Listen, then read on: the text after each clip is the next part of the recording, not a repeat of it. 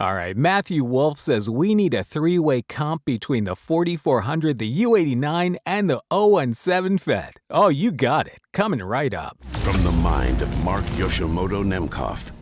The outlook wasn't brilliant for the Mudville 9 that day.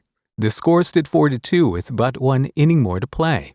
And when Cooney died at first, and Barrows did the same, a sickly silence fell upon the patrons of the game. A straggling few got up to go in deep despair. The rest clung to that hope which springs eternal in the human breast. They thought, if only Casey could get but a whack at that, they'd give up even money now, with Casey at the bat. But Flynn preceded Casey, as did also Jimmy Blake, and the former was a Lulu, and the latter was a fake.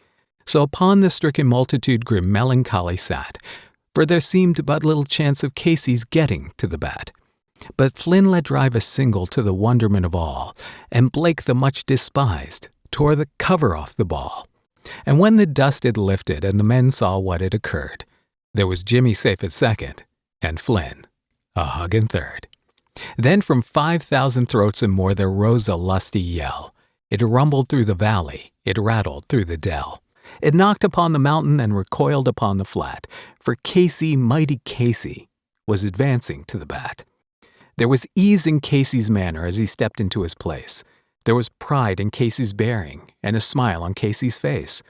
And when responding to the cheers, he lightly doffed his hat. No stranger in the crowd could doubt 'twas Casey at the bat.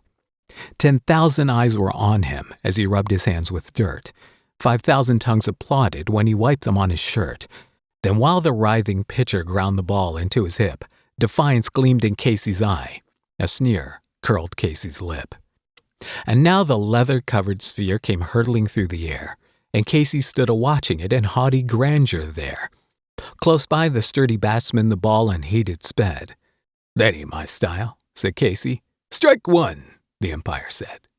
From the benches black with people there went up a muffled roar, like the beating of the storm waves on a stern and distant shore. "Kill him! Kill the umpire!"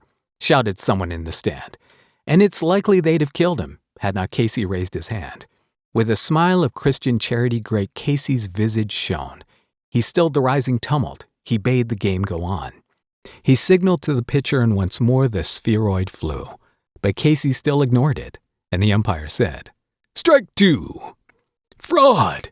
cried the maddened thousands, and echo answered fraud. But one scornful look from Casey and the audience was awed.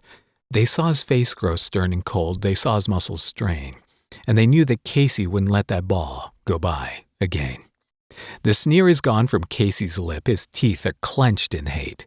He pounds with cruel violence his bat upon the plate, and now the pitcher holds the ball, and now he lets it go. And now the air is shattered by the force of Casey's blow. Oh, somewhere in this favored land, the sun is shining bright. The band is playing somewhere, and somewhere hearts are light, and somewhere men are laughing, and somewhere children shout. But there is no joy in Mudville. Mighty Casey has struck out. This is the Neumann U89, and this is the Soyuz 017 FET. This is the SE Electronics 4400 in cardioid. What do you think? All right, until next time, this is Mark Yoshimoto Nemkov, fading to black.